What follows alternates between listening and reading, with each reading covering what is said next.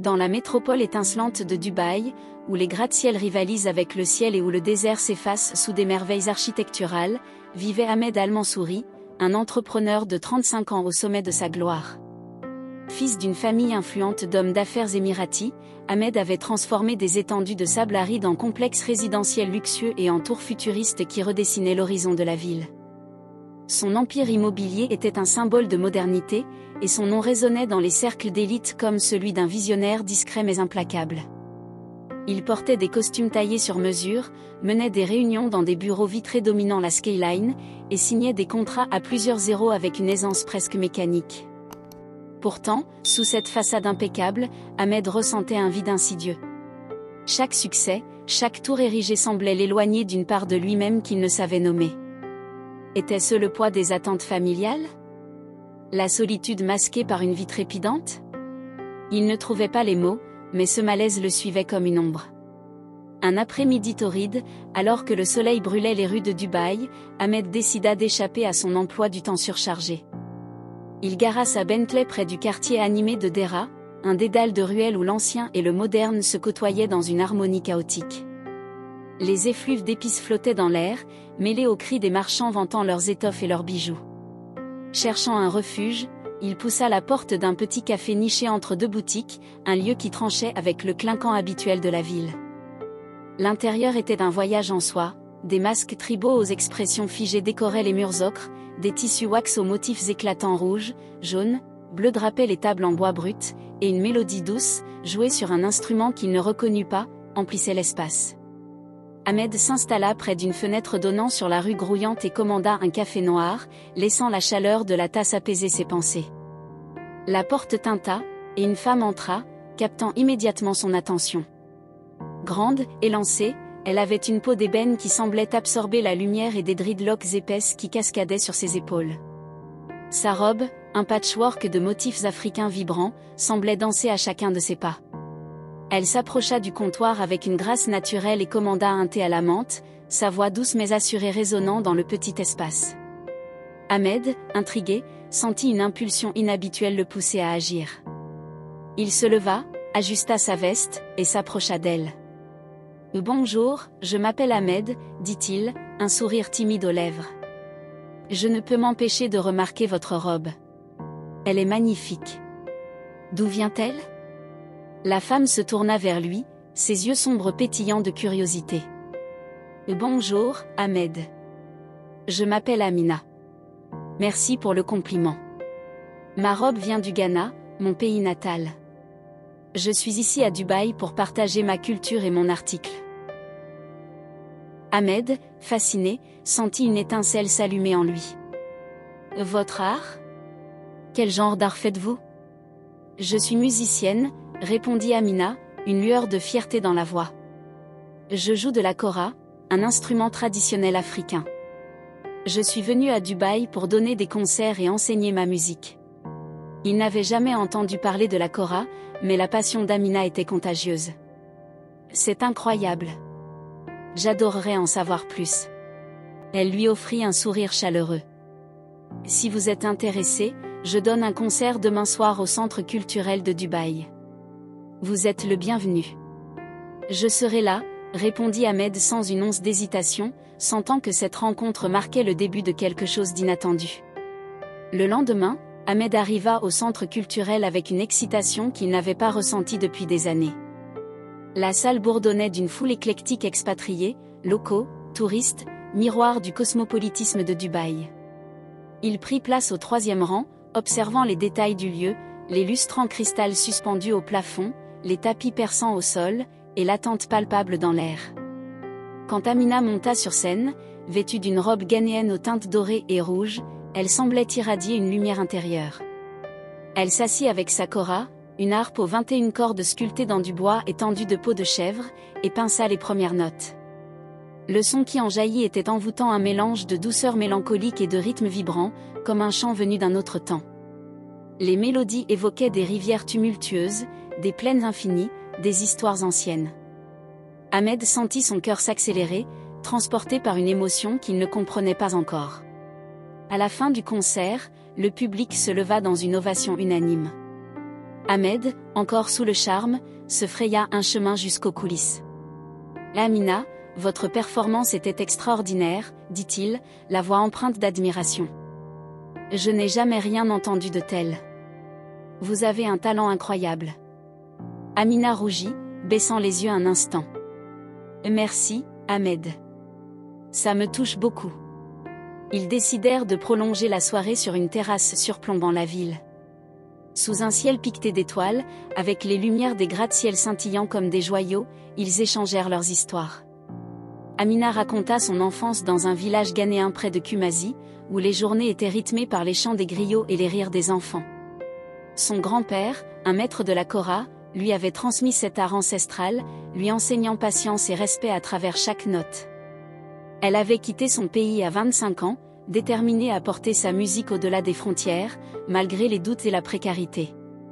Ahmed, en retour, se livra avec une vulnérabilité qu'il réservait rarement. Il parla de son père, un homme sévère qui avait bâti la fortune familiale à force de rigueur, et de sa mère, une femme élégante mais prisonnière des conventions sociales. Il évoqua ses propres sacrifices, les nuits blanches, les compromis et ce vide qui grandissait en lui malgré ses succès. La nuit s'étira, et une amitié naquit, fragile mais prometteuse, entre deux âmes que tout semblait opposer. Les semaines suivantes, Ahmed et Amina devinrent inséparables. Ils flânaient dans les souks de Bur Dubaï, où Amina s'émerveillait devant les étoffes chatoyantes et les parfums d'oud, tandis qu'Ahmed redécouvrait sa ville à travers ses yeux. Ils partageaient des repas dans des restaurants discrets, des plats émiratis comme le mashbou, un ragoût épicé, et des spécialités ghanéennes qu'Amina cuisinait parfois, comme le jollof rice, qu'elle agrémentait d'histoires de son enfance.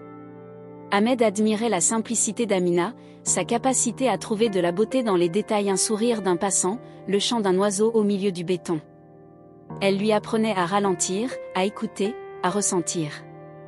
Amina, elle, était fascinée par l'énergie d'Ahmed, son audace à transformer des idées en réalité tangibles. Leurs différences culturelles, sociales devenaient des ponts plutôt que des murs. Mais des ombres planaient. La famille d'Ahmed, ancrée dans des traditions rigides, désapprouvait cette relation. Lors d'un dîner familial, sa mère, Fatima, le prit à part. « Ahmed, tu es l'héritier de notre nom. Tu dois épouser une femme de chez nous, quelqu'un qui comprend nos valeurs. Que dira la société si tu choisis cette Africaine ?» Son ton était ferme, teinté de déception. Ahmed sentit la colère monter, mais il se contint. « Maman, je respecte nos traditions, mais je veux aussi suivre mon cœur. Amina est une femme exceptionnelle. » « Ton cœur, rétorqua son père, Saïd, entrant dans la pièce. Ton devoir passe avant tes caprices. Amina, de son côté, affrontait ses propres défis. Dubaï, avec son rythme effréné et son obsession du statut, était un monde intimidant.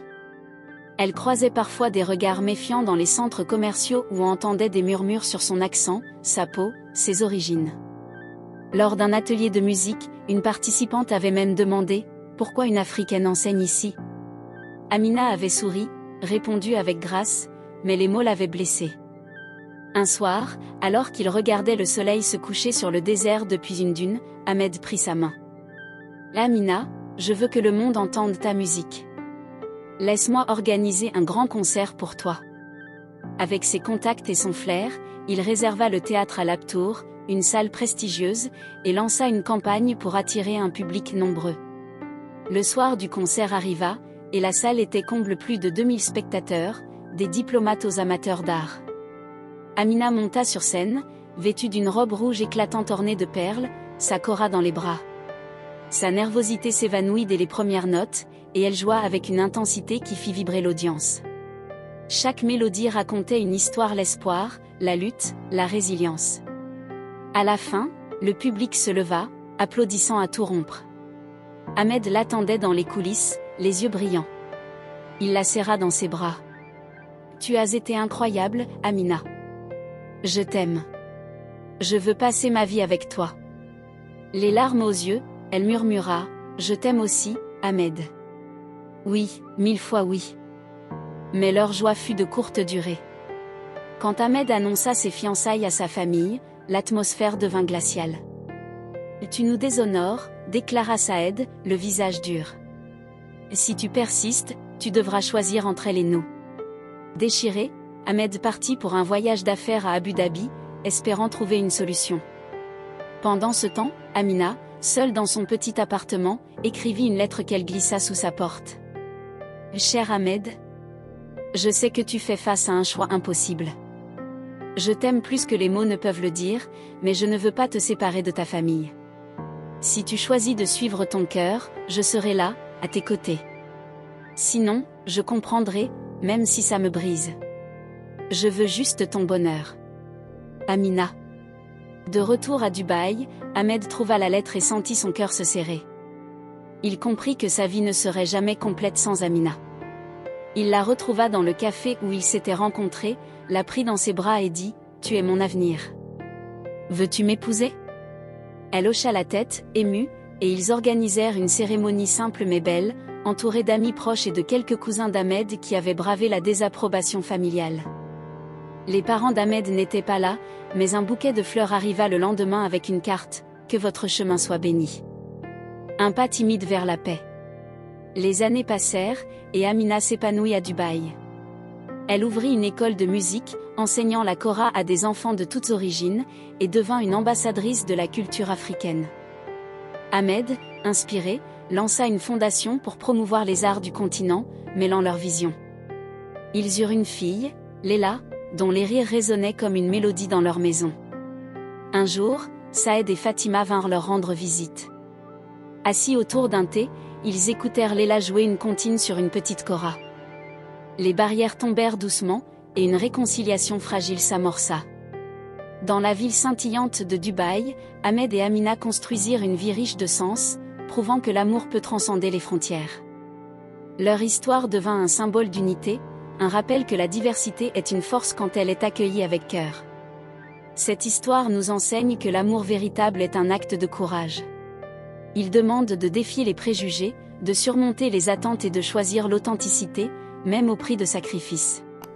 Elle nous rappelle que nos différences culturelles, sociales, personnelles ne sont pas des obstacles, mais des richesses qui, lorsqu'elles se rencontrent, créent quelque chose de plus grand que la somme de leurs parties. Dans un monde divisé par des murs invisibles, l'amour et la passion sont les fils qui tissent des ponts. Que cette histoire vous inspire à tendre la main, à écouter, et à construire ensemble un avenir où chaque voix trouve sa place.